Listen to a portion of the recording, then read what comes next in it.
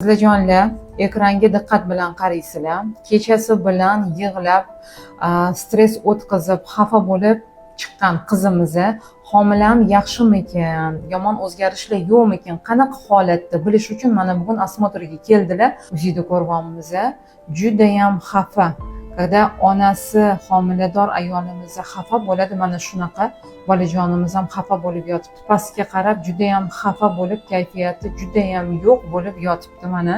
O'shaning uchun har doim aytaman, qizlar, bolajonimizning kayfiyati bo'lishi uchun homilador ayollik kayfiyati juda ham yaxshi bo'lishi kerak. Buni isbot sifatida mana ekranda ko'rishimiz davomida hech ham bolajonimizni yuzini qaratmadi bizga, shunaqa nastroyeniyasi yo'q, kayfiyati yo'q bo'lib yotmagan.